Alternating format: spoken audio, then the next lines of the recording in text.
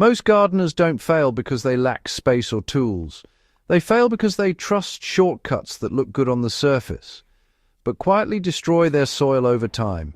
And honestly, the $1 store garden bed trend is one of those ideas that sounds smart until you actually test it in real conditions.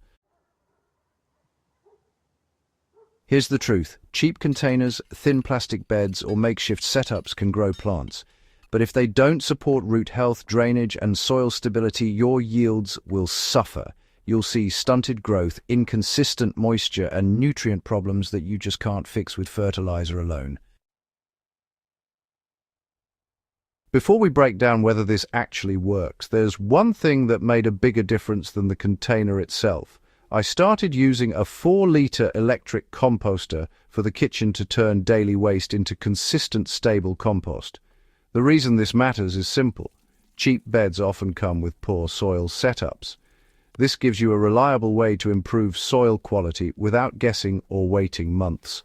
I'll leave the exact one I use in the description if you want to check it out. But the key here isn't the container, it's what's happening inside it. Now let's get into what actually happens when you try to grow in a $1 setup. So, I tested this the same way I test everything. Side by side. One bed was a typical dollar store setup using a plastic container. The other was a standard raised bed with proper depth and structure. Same crops, same watering schedule, same sunlight.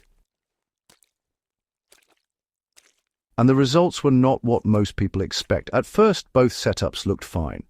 Seeds germinated, plants started growing, everything seemed equal. But, within about 2 weeks, differences started showing up. The dollar store bed dried out faster, even when watered regularly.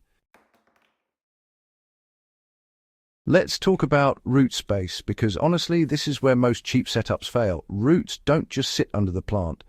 They spread, they search for water, they interact with microbes. When you limit that space with shallow or narrow containers, you're really limiting the plant's ability to feed itself. In the dollar store bed, most containers were under 15 centimeters deep. That's barely enough for crops like lettuce, and well, it's completely insufficient for anything like tomatoes, peppers, or even carrots. So, what happens is that roots hit the bottom, pretty quickly start circling and create a compact mass. Once that happens, nutrient uptake drops and growth slows down, even if you're watering and feeding correctly. And here's something most folks don't realize. When roots are restricted, plants become more sensitive to every little mistake, miss one watering, and they stress immediately. Add too much fertilizer, and they burn faster. There's just no buffer. Now let's get into drainage, because this is another hidden issue. Most dollar store containers don't come with proper drainage holes, and even when people add them, they're often too small or too few. In my test, one container held water at the bottom for hours after watering. That creates anaerobic conditions. Basically, the roots are sitting in low oxygen soil. And once that happens, you start seeing yellowing leaves, slow growth, and eventually root rot. This is why I always say drainage isn't optional, it's foundational. But here's where it gets interesting. Not all dollar store setups fail. Some actually perform surprisingly well, but only after adjustments. And this is the part most videos don't show you. I modified one of the containers by increasing depth. I stacked 2 containers, cut out the bottom of the top one, and created a deeper root zone. Then I added a proper soil mix, about 60% compost, 30% coco coir, and 10% sand for drainage.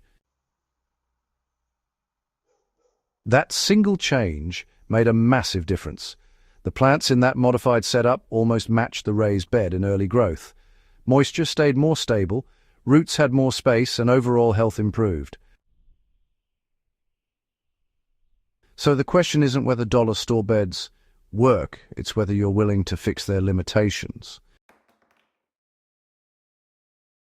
Now let's talk about soil, because this is where most people go completely wrong with cheap setups. They use whatever soil is available, often heavy topsoil or low-quality potting mix. In a shallow container, that's a disaster. Heavy soil compacts holds too much water and blocks airflow. What works is a light, well-balanced mix that holds moisture but still drains. That's why I lean heavily on compost as a base. Not raw compost, but stable, broken-down material that supports microbial life. And this is where consistent composting becomes critical. If your soil isn't improving over time, your yields won't either. Now here's something I noticed that most people wouldn't think to test. Temperature swings. Cheap plastic containers heat up faster than raised beds, especially in direct sun. In one test, the soil temperature in the dollar store container was several degrees higher than in the raised bed during the afternoon. That might not sound like much, but for roots, it's huge. Higher temperatures increase evaporation stress roots and reduce microbial activity. Over time, that leads to weaker plants, even if everything else looks fine. This is why shading or insulating cheap containers can make a big difference. Even something as simple as placing them near other plants or using mulch on top of the soil can stabilize conditions. Now let's address the biggest myth around these setups. People think cheaper means more efficient, but efficiency isn't about cost, it's about output. If a $1 setup produces half the yield and requires twice the maintenance, it's not efficient. That said, there are situations where these setups make sense. If you're working with very limited space, like a balcony or small backyard, and you're growing shallow-rooted crops like herbs or leafy greens, dollar store containers can work, if you manage them properly. I've grown basil, lettuce, and spinach in modified containers with good results, but I wouldn't use them for long-term crops or anything that needs deep, stable soil. And here's something I want you to pay attention to. The real value of these setups isn't replacing proper beds. It's entry and experimentation. They allow you to test crops, learn plant behavior, and understand how soil reacts in different conditions.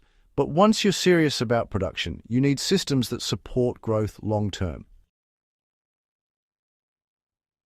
Now let's tie this back to what actually matters.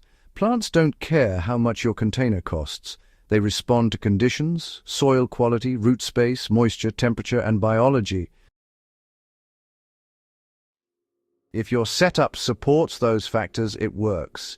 If it doesn't, it fails, no matter how cheap or expensive it is. In my own systems, I've learned to stop focusing on shortcuts and start focusing on stability. Whether it's a raised bed, container, or hydroponic system, the principles stay the same.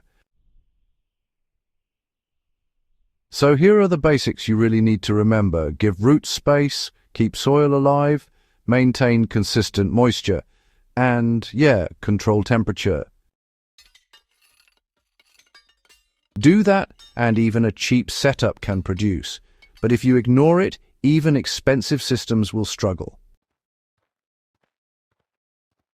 If you're serious about growing food and, getting real results, this is the level you need to operate at. Subscribe to Agri-Profit Hub if you want more practical, tested strategies like this. And, hey, share this with someone who thinks a cheap container alone is the solution, because now you know it's not the price that matters, it's the system behind it. Once you understand that, you stop chasing hacks and start building gardens that actually work.